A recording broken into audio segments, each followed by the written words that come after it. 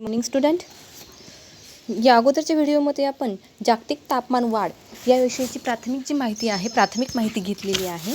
साधारणतः जागतिक तापमान वाढ ही जी एक गंभीर स्वरूपाची समस्या आहे हे शास्त्रज्ञांनी स्पष्ट केलेलं आहे. इंधन ज्वलनामुळे तापमान वाढ हा संबंध स्पष्ट करणारा गृहीतक 1957मध्ये मांडण्यात आलेला होतं. त्यानंतर डिसेंबर 1997 केटो करार करण्यात आला. या करारामध्ये प्रत्येक प्रगत देशाला प्रदूषण रोखण्याचं उद्दिष्ट देण्यात आलेलं होतं. अमेरिकेने मात्र या करारावर सही करण्यास नकार दिलेला होता. मग अमेरिकेने सही करायला नकार का दिला?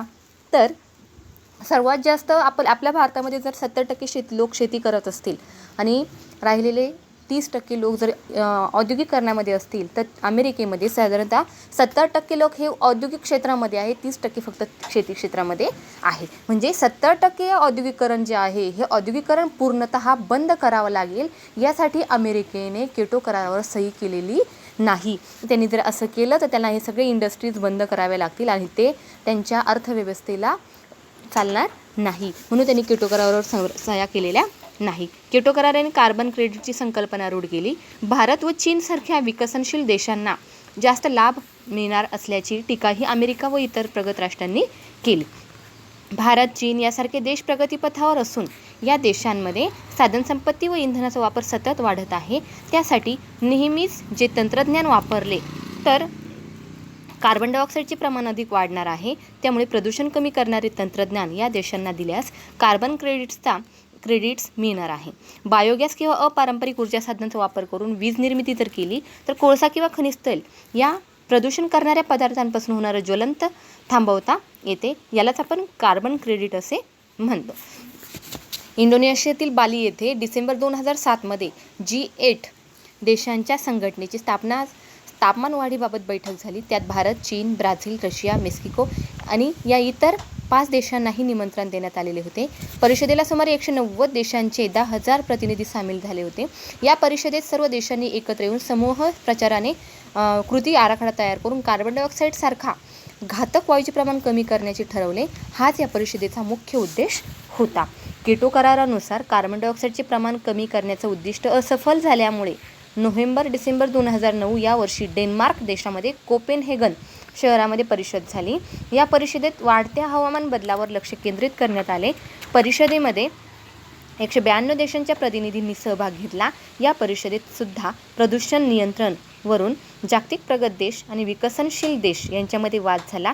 भारतासहित अनेक विकसनशील देशांनी काही दिवस परिषदेवर बहिष्कार घातलेला होता. तर यामध्ये हरितगृह परिणाम किंवा ग्रीन हाऊस इफेक्ट, हवेतील पाण्याची वाफ, कार्बन डायऑक्साईड, मिथेन आणि इतर वायूंमुळे पृथ्वीच्या भूपृष्ठाचे आणि वातावरणाचे तापमान वाढते. त्याला हरितगृह परिणाम म्हणतात. तर या वायूंना हरितगृह वायू असे म्हणतात. तर वातावरणाच्या थरांवर सूर्यकिरणे पडतात. वातावरणाचे थर सूर्यकिरणांना शोषून घेतात किंवा उत्सर्जित होतात. पृथ्वीच्या पृष्ठभागावरून उत्सर्जित होणारी सूर्यकिरणं हरितगृह वायू शोषून घेतात किंवा पुन्हा उत्सर्जित करतात. याच सौर ऊर्जेमुळे पृथ्वीचा पृष्ठभाग आणि वातावरण तापतं. जर हा परिणाम नसता तर पृथ्वीचं तापमान 30 अंशांनी कमी असतं आणि जीवसृष्टीसाठी ते घातक ठरलं असतं. या नैसर्गिक ग्रीनहाऊस परिणामांबरोबरच औद्योगिक आणि कृषी क्षेत्रातून उत्पन्न होणाऱ्या वायूंचं उत्सर्जन होत असतं. त्यामुळे पृथ्वीच्या तापमानामध्ये वाढ होते, ज्याला आपण जागतिक तापमान वाढ असे म्हणतो. ग्रीनहाऊस गॅसेसमुळे ज्यामध्ये मग निर्वनीकरण असेल, ज्याला आपण जंगलतोड म्हणतो, क्लोरोफ्लोरोकार्बन असेल, मोटारींमधून बाहेर पडणारे इंधनाचं ज्वलन असेल, हरितगृह वायूंद्वारे शोषली जाणारी प्रारणे असतील, वातावरण आणि पृथ्वीद्वारे शोषली जाणारी सूर्यकिरणं आणि ह्या सगळ्या गोष्टींमुळे जागतिक तापमानामध्ये कुठेतरी वाढ होताना दिसून येत आहे. ग्रीनहाऊस गॅसेसमुळे होणाऱ्या तापमान वाढीमध्ये सर्वाधिक वाटा हा पाण्याच्या वाफेचा असतो. पण हा परिणाम काही दिवसांपेक्षा जास्त टिकत नाही. पण त्याच तुलनेने कार्बन डायऑक्साईड गॅसेस वातावरणामध्ये जास्त दिवस टिकतात. हा परिणाम पूर्णतः जाण्यासाठी किंवा औद्योगिक क्रांतीपूर्व अवस्था येण्यासाठी काही शतकं लागू शकतील. त्यात भर म्हणजे कार्बन डायऑक्साईड समुद्रातील पाण्यात शोषून घेतला जातो आणि त्याचा परिणाम समुद्री जीवसृष्टीवर होतो. इंधनाच्या ज्वलनातून आणि जंगलतोडीमुळे वातावरणातील कार्बन डायऑक्साईडचं प्रमाण वाढतं. मानवी हालचालींमुळे मिथेन आणि नायट्रस ऑक्साईड हे ग्रीनहाऊस गॅसेस तयार होतात. पण कार्बन डायऑक्साईडच्या तुलनेत हे प्रमाण नगण्य आहे. 1750ला औद्योगिक क्रांतीला सुरुवात झाल्यापासून कार्बन डायऑक्साईड 30% वाढला आहे, तर मिथेनचं प्रमाण 140% वाढलेलं आहे. मागील 8 लाख वर्षाच्या तुलनेत कार्बन डायऑक्साईडचं प्रमाण सर्वाधिक वाढलेलं आहे. आता यामध्ये कार्बन डायऑक्साईड जागतिक तापमान वाढीची कारणं, जसं पहिलं आहे कार्बन डायऑक्साईडच्या प्रमाणामध्ये वृद्धी. हरितगृहांमुळे कार्बन डायऑक्साईडचे प्रमाण सर्वात जास्त आहे आणि जागतिक तापमान वृद्धीतही त्याचा वाटा आहे. मानवाच्या क्रियांमुळे हा वायू वातावरणामध्ये निर्माण होतो. औद्योगिकदृष्ट्या विकसित राष्ट्रे 76% कार्बन डायऑक्साईडचे उत्सर्जन करतात. एकूण कार्बन डायऑक्साईडच्या निर्मितीपैकी 67% कार्बनची निर्मिती जीवाश्म इंधनांच्या ज्वलनामुळे होते व उर्वरित 33% वाढ निर्वनीकरण, इतर इंधनाचा वापर, भूमी स्वच्छ करण्याचा मार्ग यामुळे निर्माण होते. दरवर्षी वातावरणीय कार्बन डायऑक्साईडचे प्रमाण 1.5 ppm पर पार्टिकल मीटर्स म्हणतात त्याला, या प्रमाणामध्ये वाढत आहे. परिणामी जागतिक तापमानामध्ये वृद्धी होत आहे. तर ज्यामध्ये जीवाश्म इंधनांचा अतिवापर असेल, औष्णिक वीज निर्मिती असेल, जंगलांचा लागणारा वनवा, औद्योगिकरण, जंगलतोड, सागरजल प्रदूषण, वातानुकूलित यंत्र आणि शीतकरण यांचा वापर, रासायनिक खतांचा वापर, स्वयंपाकाच्या गॅसचा वाढता वापर, जलबाष्प अशा अनेक कारणांमुळे जागतिक तापमानामध्ये वाढ होत आहे. म्हणजे ह्या वायूंचं प्रमाण का वाढतं आहे, तर हरितगृह परिणामांमुळे पृथ्वीचं सरासरी तापमान वाढत आहे. तापमान ज्या कारणामुळे वाढत आहे त्यामध्ये कार्बन डायऑक्साईड, पाण्याची वाफ, methane, nitrous oxide, ozone, chlorofluorocarbon इत्यादींचा समावेश होतो. या सर्वांना हरितगृह वायू असे म्हणतात.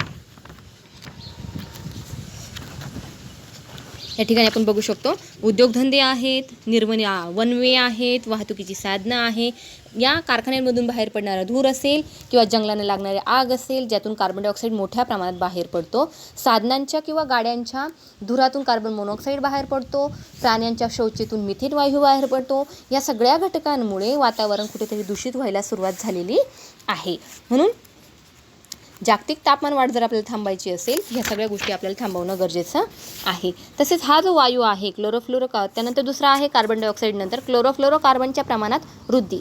हा वायू प्रामुख्याने वातानुकूलित यंत्रांचा वापर केल्याने, शीतपेटीची गळती, औद्योगिक विद्रावकाची वाफ, प्लास्टिक कोन इत्यादींमुळे या वायूची उष्णता ग्रहण करण्याची क्षमता कार्बन डायऑक्साईडपेक्षा 1500 ते 7000 पटीने जास्त आहे. त्यामुळे जागतिक तापमान वाढीमध्ये वाढ होत असते. क्लोरोफ्लोरोकार्बनचा वापर साधारणतः जे शीतगृह आहे किंवा आपल्या घरामध्ये फ्रीज आहे यामध्ये मोठ्या प्रमाणात केला जातो आणि आपण बऱ्याच वेळा ते उघडंच ठेवतो. त्यातून बऱ्याच वेळा हा जो क्लोरोफ्लोरोकार्बन आहे हा बाहेर पडत असतो, ज्यामुळे सुद्धा वातावरण दूषित होत असतं.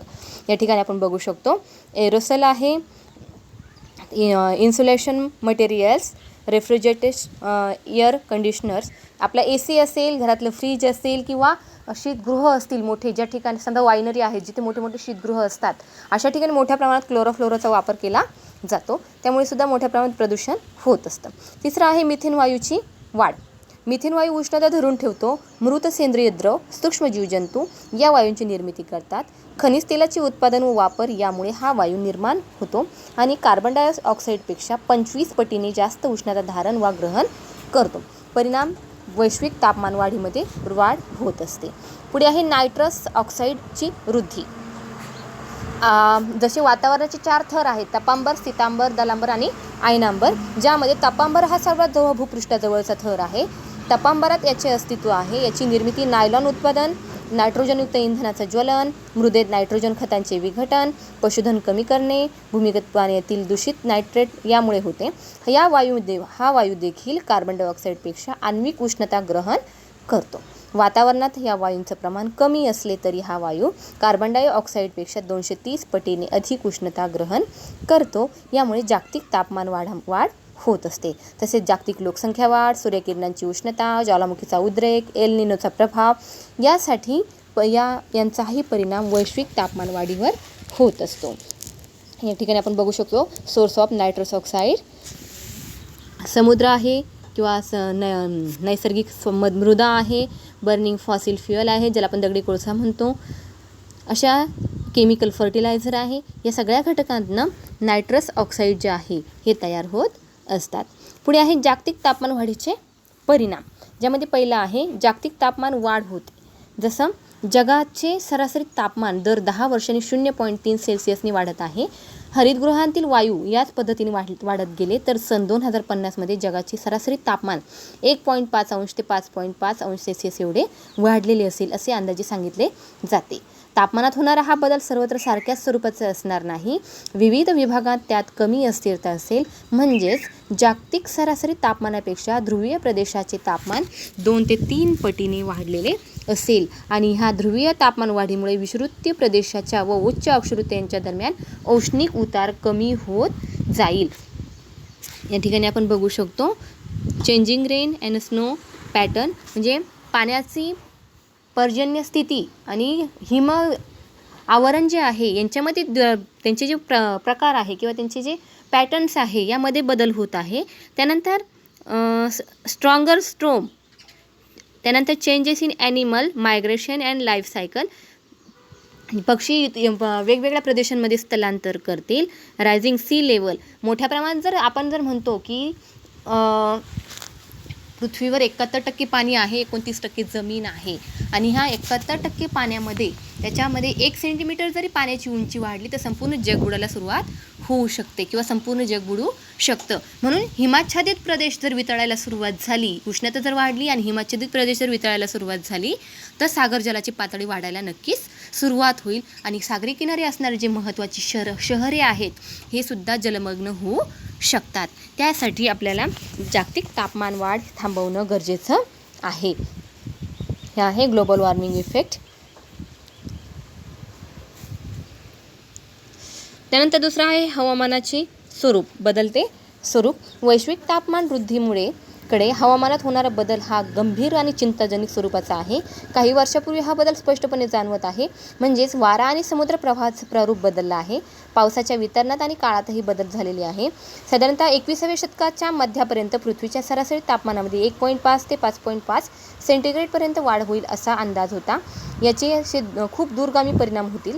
जास्त उंचावरून वाहणारे जे जेट प्रवाह आहे या जेट प्रवाहांचा प्रभाव कमी होईल. वाऱ्याची दिशा बदलेल, वृष्टीचे प्रमाण कमी होईल, वृष्टी केवळ पाऊस या रूपाने होईल, चक्रीवादळांचे प्रमाण वाढेल, पुराची संख्या आणि तीव्रता वाढेल, दुष्काळी परिस्थितीत वाढ होईल, सागर जलाची पातळी दरवर्षी 20 ते 40 किलोमीटरनी वाढेल, किनाऱ्यावरील प्रदेशातील भूमिगत पाणी खारट होईल, हिमवृष्टीत घट होईल, ध्रुवीय प्रदेशातील बर्फ वितळेल. अशा अनेक परिणामांमुळे मोठं संकट निर्माण होऊ शकतं. तिसरं आहे जलसंपदेवर होणारा परिणाम.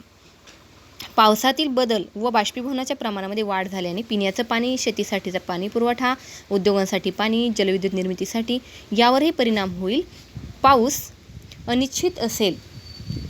अचानक आलेल्या जास्त पावसामुळे महापूर येईल. उदाहरणार्थ जुलै 2005मध्ये मुंबईत झालेली अतिवृष्टी आणि त्याच्या दुसऱ्याच वर्षी पाऊस येण्यास झालेला विलंब या परिणामांना तापमान वृद्धी कारणीभूत आहे. पुढचा आहे वनसंपदेवर होणारा परिणाम. तर वनस्पतींच्या वाढीच्या काळामध्ये आवर्षणाची तीव्रता आणि वारंवारता जर वाढली तर वनस्पतींच्या वाढीवर त्याचा परिणाम होईल. ही अति उच्च तापमान हानिकारक असते. वातावरणातील कार्बन डायऑक्साईडच्या वाढीमुळे वनस्पतींच्या प्रकाश संश्लेषण क्रियेमध्ये वाढ होईल. अति तापमान आणि बदलते पर्जन्यमान यामुळे त्यांना लागणाऱ्या आगी, रोगराई, कीटकांचा प्रादुर्भाव यामध्ये सुद्धा वाढ होईल. म्हणजे वनस्पतींच्या वाढीच्या काळामध्ये पावसाचं प्रमाण जर कमी झालं तर वनस्पतींचं अस्तित्व धोक्यात येऊ शकतं. पुढे आहे परिसंस्था धोक्यात येतात. पर्यावरणातील अजैविक पदार्थ जैविकांकडे आणि जैविकांकडून विघटनाकडे व परत पर्यावरणाकडे. जसं मी तुम्हाला परिसंस्था शिकवल्या, जैविक आणि अजैविक घटक. जैविक घटक म्हणजे वनस्पती, आपलं सूर्यप्रकाश असेल, हवा असेल, माती असेल, पाणी असेल, खनिज असतील, हे झाले अजैविक घटक. आणि जैविक घटक म्हटले तर वनस्पती, प्राणी, मनुष्य, सूक्ष्मजीव. म्हणजे हे एक चक्र आहे. जसं अजैविक पदार्थ जैविकाकडे व जैविकाकडून विघटनाकडे परत पर्यावरणाकडे सजीवांमार्फत मार्गक्रमण करतात. याच चक्राच्या प्रणालीला आपण परिसंस्था म्हणतो. किंवा विशिष्ट अधिवासामध्ये पर्यावरणातील अजैविक आणि जैविक घटकांतील आंतरक्रिया ऊर्जेचा सतत वापर करून कार्यरत होतात. याला आपण परिसंस्था म्हणतो. ही परिसंस्था योग्य वातावरणीय स्थितीत घडत असते. मात्र तापमानात वाढ झाल्याने तापमान काही जीवजातींना, सूक्ष्मजीवांना पेलवत नाही. त्यामुळे ते जीवाणू नष्ट होतात आणि त्यावर अवलंबून असणारे दुसरे जीवही नष्ट होतात. परिणामी संपूर्ण जी परिसंस्था आहे ही परिसंस्था विस्कळीत होत असते. पुढे आहे कृषी व्यवसायावर होणारा परिणाम. विविध भागातील पिकांच्या प्रकारावर चांगले आणि वाईट परिणाम होतील. आपल्याला माहिती आहे शेती करायची असेल तर शेतीसाठी अनुकूल हवामान असणं गरजेचं आहे. ऊसाचं पीक घ्यायचं तर ऊसासाठी अनुकूल हवामान पाहिजे. गव्हाचं पीक घ्यायचं असेल तर त्याच्यासाठी अनुकूल हवामान पाहिजे. उष्णकटिबंधीय प्रदेशात सरासरी तापमान वाढ झाल्यास ते पिकांसाठी हानिकारक असते. बाष्पोत्सर्जन होऊन जमिनीत ओलावा कमी होईल. अति तापमान वाढीमुळे गहू, मका, भात या पिकांच्या वाढीवर अनिष्ट परिणाम होतील. अशा पिकांचे ध्रुवीय प्रदेशाकडे स्थान पालट होईल. उत्तर भारतातील गव्हाचे उत्पादन कमी होईल. तापमान वाढीमुळे आर्द्रतेचे प्रमाण वाढून पिकांवरील रोगराईचे प्रमाण वाढेल. पुढे आहे महासागरीय वनस्पती आणि प्राणी यांच्यावर होणारा परिणाम. हरितगृहातील वाढत्या वायूंचा परिणाम सागरी वनस्पती आणि प्राणी यांच्यावरही होत असतो. तापमान वाढ झाल्याने ध्रुवावरील बर्फ वितळते आणि सागर जलाची पातळीसुद्धा वाढते. सध्याच्या तापमान वृद्धीचा विचार जर केला तर पुढील 50 ते 100 वर्षाच्या काळात सागर जलाची पातळी 0.2 ते 1.5 मीटरच्या दरम्यान वाढेल. सागर जलाच्या पातळीत 1 मीटरने जरी वाढ झाली तर चीनमधील शांघाय, इजिप्तमधील कैरो, थायलंडमधील बँकॉक किंवा जर्मनीमधील हॅम्बुर्ग ही शहरे जलमग्न होतील. शिवाय सागर जलाचे तापमानसुद्धा वाढेल. तेथे बर्फपात्रामध्ये आणि तापमानामध्ये घट होईल आणि प्राणीजीवन विस्कळीत होईल. उष्णकटिबंधीय सागराचे तापमान वाढेल. त्याचा परिणाम सागरीय प्राण्यांवर आणि त्यांच्या वनस्पतींवर होऊ शकतो. पुढे आहे मानवी आरोग्य धोक्यात येते. तापमान सतत वाढत गेले तर मानवावर उष्णतेचा ताण पडेल. उष्णता असह्य झाल्याने मृत्यूदरामध्ये वाढ होईल. संसर्गजन्य आजार वाढतील. कातडीच्या आजारात वाढ होईल आणि उष्णतेमुळे मानवी कार्यक्षमता घटेल आणि मानवी विकासाला मर्यादा येतील.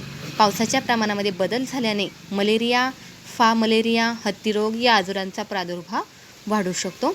आणि जागतिक तापमानामध्ये वाढ जर झाली तर आपली जी परिसंस्था आहे या परिसंस्थेमध्ये बदल होतील. त्यानंतर आपल्या स्किनचे आजार जे आहे हे आजार पण होऊ शकतात.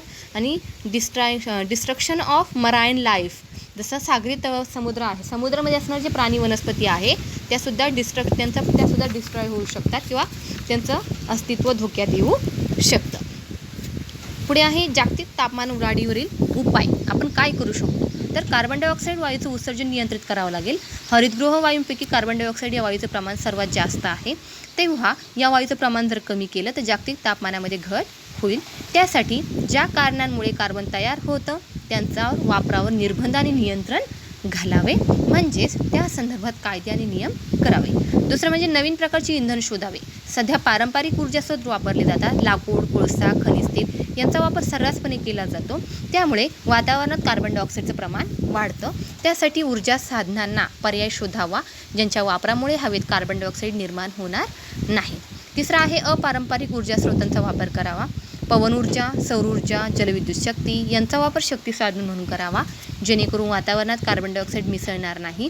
म्हणजेच इंधन म्हणून सेंद्रिय घटक असलेल्या जीवाश्म इंधनांचा वापर टाळावा.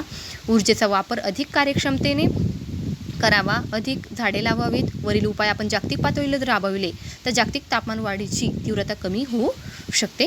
या ठिकाणी आपण बघू शकतो what's are some possible contribution to the slowing of global warming. हे आपल्याला कमी करण्यासाठी आपण काय काय करू शकतो. Preserve existing forest and encourage reforestation. ती झाडे पण वाचवा आणि जास्तीत जास्त झाडं पण लावा. त्यानंतर डेव्हलप अल्टरनेटिव्ह एनर्जी सोर्स. आपण जे जलविद्युत निर्मिती असेल किंवा अनेक मार्गाने जलविद्युत निर्मिती करतो त्याच्यासाठी अल्टरनेटिव्ह सोर्स काहीतरी निवडा. Slow population growth. वाढती लोकसंख्या जी आहे ती कमी करणं गरजेचं आहे. आपलं एन्व्हायरमेंट चांगलं ठेवणं गरजेचं आहे. आणि एनर्जी साधनं जे आहे त्यांचा कमी वापर करणं गरजेचं आहे. स्टॉप ग्लोबल वॉर्मिंग, सेव्ह अर्थ, सेव्ह लाईफ. ठीक आहे. यानंतरच्या व्हिडिओमध्ये आपण पुढची जी आपत्ती आहे आम्लपर्जन्य किंवा ओझोनचा क्षय त्याविषयी चर्चा करूया. मला असं वाटतं तुम्हाला ही संकल्पना समजली असेल. जागतिक तापमान वाढ आणि त्याची आज आपल्याला गरजही आहे. आपलं जीवन जर चांगलं जगायचं असेल तर कुठेतरी ह्या वायूंचं प्रमाण कमी करणं गरजेचं आहे. तरच आपलं जीवन चांगलं आणि सुखी समाधानाचं असू शकेल. थँक्यू.